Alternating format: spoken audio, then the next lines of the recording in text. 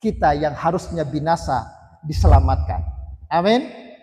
Dan hari ini Bapak Ibu, mari kita dengarkan pesan firman Tuhan yang akan saya sampaikan ya di dalam Yesaya 43. Yesaya 43 ayat 18 sampai ayat yang ke-21. Yesaya 43 ayat yang ke-18 sampai ayat yang ke-21. Saya akan bacakan bagi kita semua, Bapak Ibu.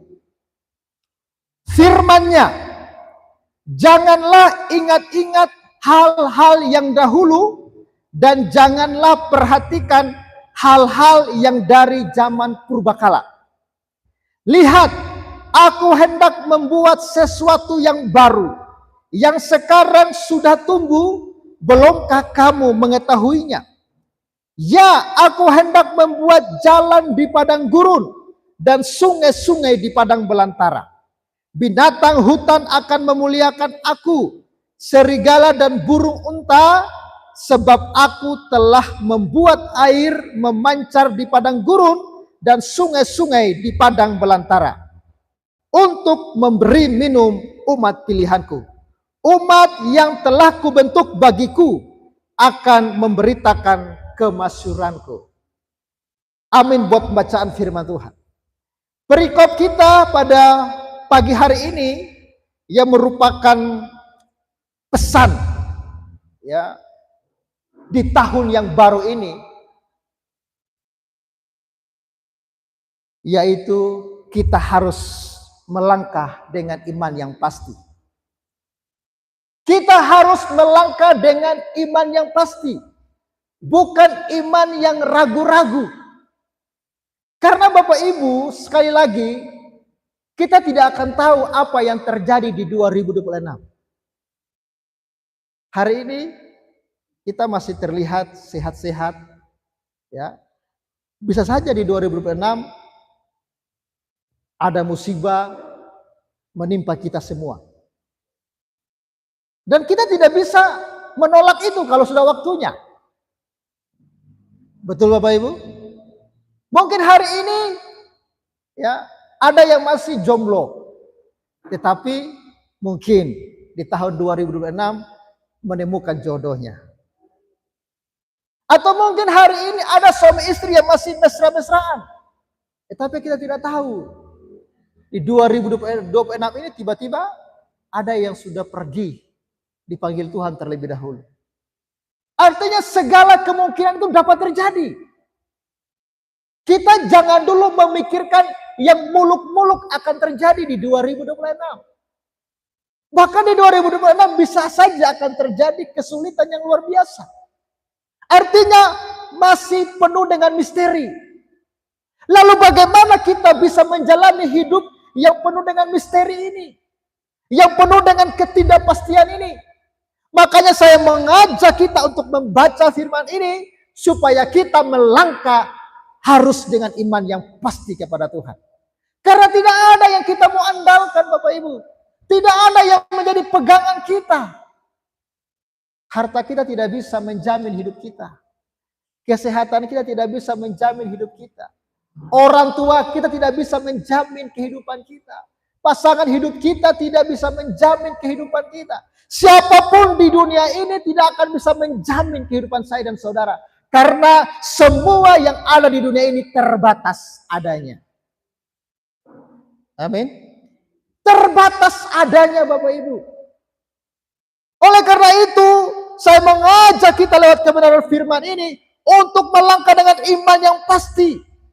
Lalu bagaimana caranya? Yang pertama perhatikan pada ayat yang ke-18 firman Tuhan dengan jelas mengatakan firman-Nya ini kepada bangsa Israel. Bangsa ini sedang ditawan dan mereka sudah kehilangan pengharapan. Mereka merasa bahwa tidak ada lagi pertolongan bagi mereka. Tetapi firman Allah datang kepada Nabi Yesaya untuk menyampaikan ini kepada bangsa yang sedang kehilangan pengharapan itu. Firman-Nya yang pertama, janganlah ingat-ingat hal-hal yang dahulu. Yang pertama Bapak Ibu, Kalau kita ingin melangkah dengan iman yang pasti di 2026, jangan menoleh ke belakang. Saudara masih ingat kisah istri Lot? Ya, ketika mereka disuruh keluar dari Sodom dan Gomora, tetapi firman Tuhan mengatakan jangan berbalik atau melihat ke belakang. Tetapi apa yang terjadi? Istri Lot, mungkin dia ingat hartanya, dia ingat kekayaannya yang sudah hangus terbakar, dia menoleh ke belakang dan dia menjadi tiang garam. Kenapa? Karena dia tidak menaruh pengharapan kepada Tuhan, tetapi cintanya terlalu kepada kekayaannya. Perhatikan Bapak Ibu, Alkitab mengatakan jangan melihat ke belakang. Kita disuruh jangan ingat-ingat lagi yang dahulu-dahulu. Mungkin Bapak Ibu di belakang sana di 2025 banyak sekali hal yang kita lakukan yang menyakiti hati orang. Atau mungkin banyak sekali orang yang menyakiti kita. Mungkin banyak sekali masalah-masalah yang kita hadapi yang membuat kita terpuruk dan tidak bisa bangkit. 2026 ini kita harus melangkah untuk berpengharapan kepada Tuhan. Seringkali Bapak Ibu, kita sudah hidup di tahun yang baru, tapi masih sering mengungkit-ungkit yang lalu-lalu. Suami masih mengungkit-ungkit kesalahan istrinya, ya kan? Sebaliknya istri masih mengungkit-ungkit kesalahan suami di masa lalu. Akhirnya berantem lagi, ribut lagi, pisah ranjang lagi. Kita masih terus mengungkit hal-hal yang lalu-lalu. Sebenarnya itu sudah berlalu. Kita tidak bisa kembali lagi ke masa lalu. Yang perlu kita lakukan sebenarnya, apa yang salah di masa lalu, kita perbaiki di masa depan. Kita perbaiki di hari-hari yang ke depan. Bukan justru ungkit-ungkit masa lalu, dan akhirnya kita tidak maju-maju Bapak Ibu. Kita diam di tempat. Karena apa? Perhatian kita masih kepada masa lalu. Apa yang sering kita ingat-ingat? Sudah hidup di hari yang baru, di tahun yang baru, kita masih ingat-ingat kesalahan orang. Kesalahan tetangga lah, ya kan? Kesalahan anak-anak lah. Kesalahan keluarga lah. Kita ingat-ingat dan kita memendam itu bertahun-tahun. Itulah yang membuat hidup kita tidak maju-maju. Mari di tahun baru ini, kesalahan-kesalahan yang orang bikin sama kita lupakan di dalam nama Yesus. Memang tidak bisa kita lupakan, tetapi kita ampuni mereka yang bersalah kepada kita. Supaya kita maju dengan hati yang penuh dengan damai sejahtera. Karena tidak mungkin kita berdamai sejahtera kalau kita masih terus menyimpan kesalahan di masa lalu, Bapak Ibu. Masih ada di sini yang suka menyimpan kesalahan orang lain? Itulah manusia. Terlalu pandai mengingat kesalahan orang, tetapi lupa diri sendiri juga terlalu banyak berbuat salah kepada orang lain. Kita terlalu ingat orang punya salah, tapi kita lupa kalau kita juga banyak berbuat salah kepada orang. Inilah yang membuat kita terhambat untuk maju dalam pertumbuhan iman bersama dengan Tuhan. Karena ingatan kita itu ke belakang. Ingatan kita kepada masa lalu. Kita juga sering, kalau kita punya kebaikan sama orang, kita ingat-ingat terus. Oh, saya baik, saya dulu bantu kau, bla bla bla. Ya. Padahal kita juga sering lupa kalau kita juga hidup sampai hari ini karena ada orang-orang yang membantu kita sampai titik hari ini. Tidak ada orang yang hidup sebatang kara di dunia ini.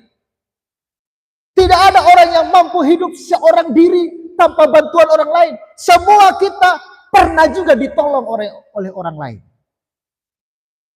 Amin Bapak Ibu. Makanya sering sekali saya katakan, jangan lupa kebaikan orang. Mungkin orang itu berbuat salah kepada kita, ya sudahlah. Yang namanya manusia itu pasti akan melakukan kesalahan.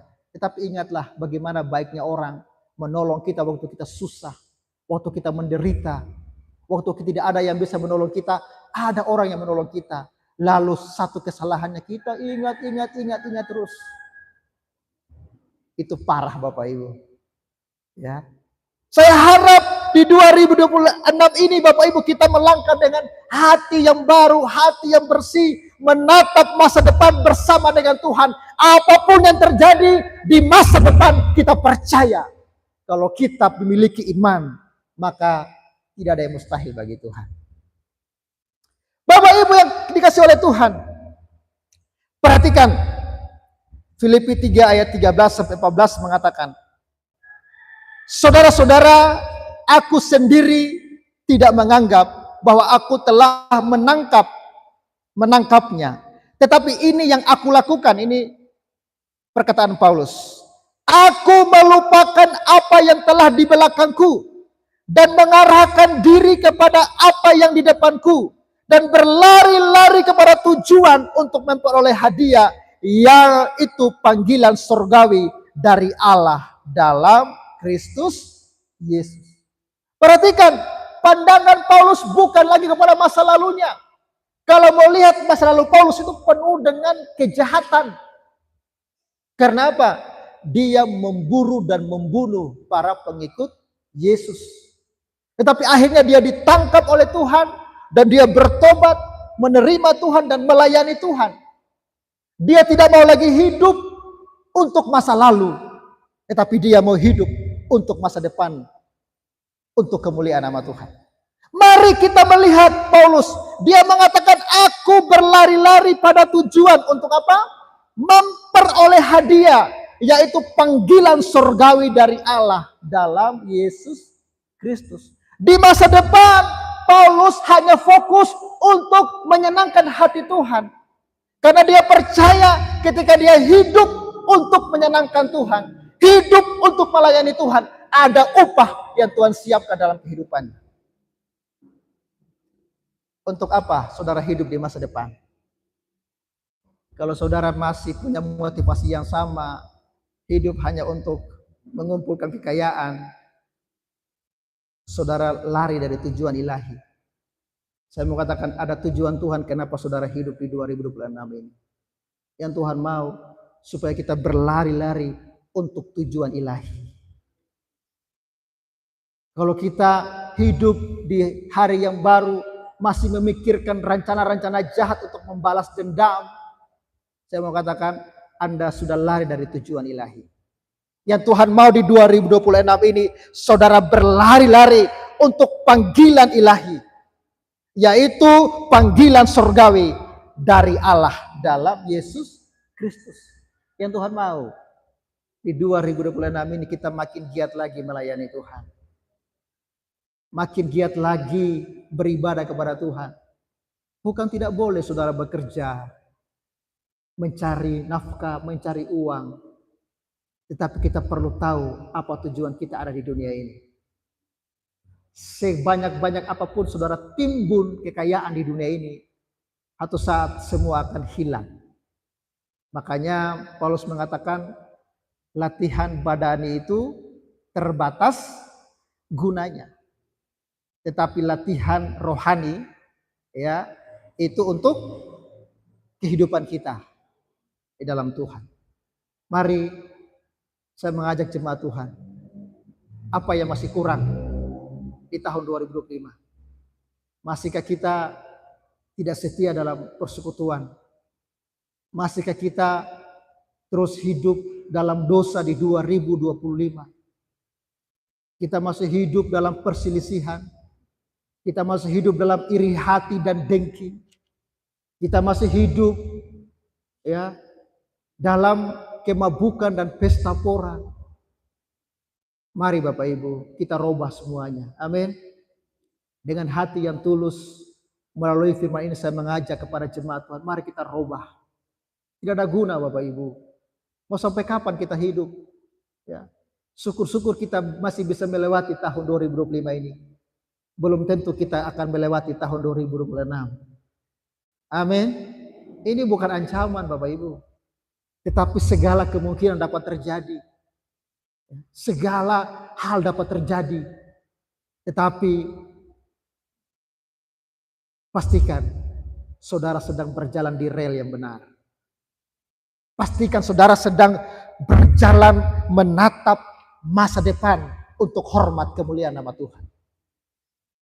Bapak Ibu yang disoleh Tuhan, selain kita jangan memandang atau jangan melihat ke belakang atau jangan melihat masa lalu kita, Alkitab mengatakan pada ayat yang ke-19, ya, lihat, aku hendak membuat sesuatu yang baru, yang sekarang sudah tumbuh.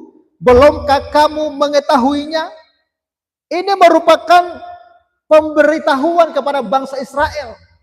Israel itu tidak bisa memandang apa yang Tuhan kerjakan dalam hidup mereka, karena mereka terlalu melihat pergumulan, mereka terlalu melihat penderitaan, mereka terlalu fokus kepada penindasan, mereka terlalu fokus kepada perbudakan, sehingga mereka tidak melihat bahwa Tuhan sedang mengerjakan sesuatu yang baru bagi bangsa itu. Selain kita jangan memandang ke belakang, maka yang kedua, kita harus memandang kepada pekerjaan Allah yang besar. Jangan fokus kita hanya kepada masalah dan masalah. Jangan fokus kita kepada pergumulan saja. Tetapi kita harus fokus memandang kepada Tuhan yang sanggup memberikan solusi dalam hidup saya dan saudara. Perhatikan Alkitab mengatakan, lihat, aku hendak membuat sesuatu yang baru, yang sekarang sudah tumbuh. Belumkah kamu mengetahuinya? Kadang-kadang Bapak Ibu, sebenarnya Tuhan sudah memberikan solusi atas masalah kita.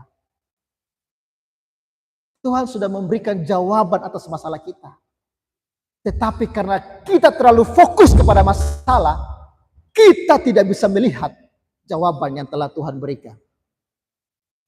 Itulah kenapa kita bertahun-tahun hidup dengan masalah dan pergumulan yang sama. Tidak ada sukacita, tidak ada damai sejahtera di dalam hidup kita. Karena fokus kita bukan kepada Tuhan, tetapi fokus kita hanya kepada diri kita dan masalah kita. Saya mengatakan Alkitab itu sudah sangat jelas mengatakan bahwa pergumulan yang kamu alami tidak akan melebihi kekuatanmu. Amin. Saya percaya dan imani betul ini. Tidak mungkin melebihi kekuatan kita. Makanya jangan kita terlalu mengandalkan kekuatan kita. Tetapi kita harus mengandalkan Tuhan yang telah melakukan sesuatu yang baru. Tuhan sudah membuat itu. Tetapi kitalah yang tidak melihat. Kenapa kita tidak melihat? Karena dikaburkan, dibutakan oleh masalah dan pergumulan. Perhatikan, luar biasa Tuhan kerjakan. Aku hendak membuat jalan di padang gurun. Ya. Dan sungai-sungai di padang belantara. Bapak Ibu, ketika orang ada di padang gurun, kalau saudara nonton film-film di Timur Tengah, ya, ada orang yang tersesat di padang gurun. Dia tidak akan tahu di mana utara, di mana barat, di mana timur, di mana selatan. Itu seperti tatapan hampa, di mana saya ini? Artinya tidak tahu kemana arahnya, kemana harus berjalan. Dia tidak akan bisa tahu. Tetapi ketika seseorang itu mengandalkan Tuhan, maka di padang gurun yang tidak ada jalan itu, Tuhan akan buat jalan bagi saya dan saudara. Tuhan akan membuat jalan di padang gurun masalah saya dan saudara. Asalkan kita mau mengambil keputusan, langkah yang pasti untuk memandang kepada Tuhan. Karena tidak ada yang mustahil bagi Tuhan.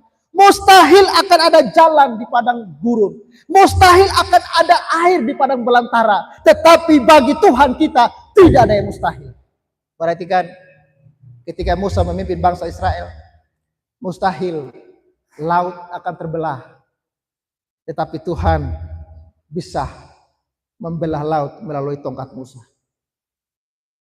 Mustahil orang Israel bisa makan makanan yang enak. Ya, tapi Tuhan menurunkan makanan dari sorga untuk bangsa itu. Mustahil mereka bisa makan burung, ya, daging di padang gurun belantara itu. Tetapi Tuhan mengirimkan burung untuk mereka makan.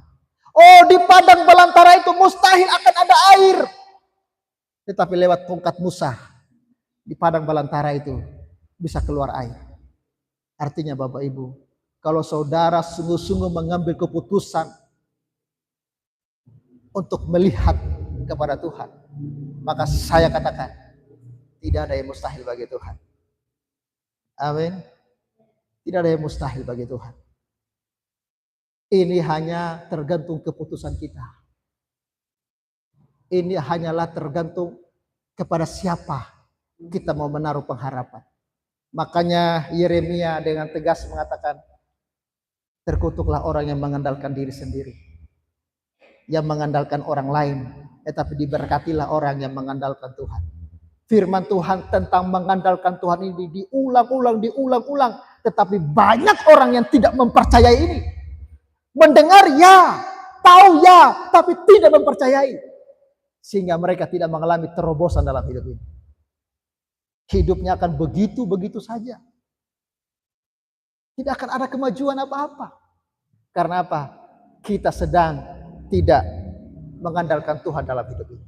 Makanya dengan jelas Bapak Ibu, Alkitab mengatakan binatang hutan akan memuliakan aku, serigala dan burung unta, sebab aku telah membuat air memancar di padang gurun dan sungai-sungai di padang belantara untuk memberi minum umat pilihanku. Perhatikan, air di padang belantara itu Tuhan buat bukan untuk memberikan minum unta atau binatang-binatang hutan.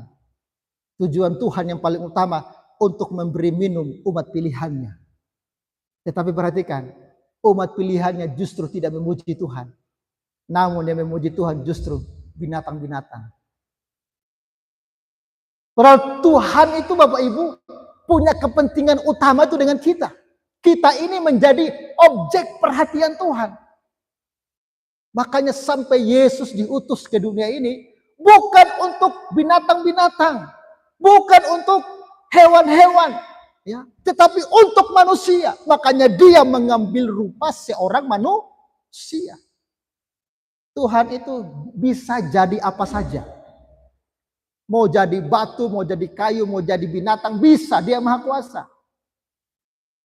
Tetapi dia tidak menjadi batu, kayu, binatang. Karena tidak ada kepentingan di sana. Dia punya kepentingan dengan saya dan saudara. Makanya dia memilih untuk menjadi manusia. Artinya perhatian Tuhan tertuju kepada saudara. Saudara dan saya menjadi objek perhatian Tuhan. Dan siapa yang mau memperhatikan dan mau memandang kepada Tuhan, merekalah orang-orang yang beruntung dalam hidup ini. Amin. Merekalah yang akan diberkati dalam hidup ini. Diberkati ini tidak berbicara tentang Anda memiliki harta yang banyak. Diberkati ini berbicara tentang bagaimana hidup saudara akan dipakai oleh Tuhan dengan maksimal bagi pekerjaan Tuhan. Sehingga banyak orang yang diberkati lewat hidup saya dan saudara. Makanya Alkitab ayat yang ke-21 mengatakan, umat yang telah kubentuk bagiku akan memberitakan kemaksuran. Sebenarnya tujuan Tuhan itu sangat jelas. Supaya ketika kita diberkati, kita akan memberitakan kebaikan Tuhan kemanapun kita pergi dan berada. Mari Bapak Ibu, di tahun 2026 ini, ubah cara pandang kita. Mari kita gunakan perkataan kita untuk memberitakan kebaikan Tuhan. Asalkan saudara sungguh-sungguh mengandalkan Tuhan, maka saudara akan menjadi berkat, dipakai oleh Tuhan dengan luar biasa. Amin buat firman Tuhan. Haleluya, haleluya. Terima kasih Tuhan. Terima kasih untuk firman-Mu. Pesan yang sangat indah di tahun yang baru ini. Kami diajar dan dididik oleh Tuhan untuk tidak memandang ke belakang, untuk tidak fokus kepada masa lalu yang sudah kami lewati, Tetapi Tuhan mengajak kami untuk memandang ke depan. Memandang kepada Tuhan. Karena di dalam Tuhan ada harapan. Di dalam Tuhan ada solusi. Di dalam Tuhan ada jawaban yang sempurna bagi setiap kehidupan kami. Biarlah kebenaran firman ini sungguh-sungguh menguatkan kami sekalian. Di dalam nama Yesus Kristus. Haleluya. Amin. Puji Tuhan. Kepada Silakan.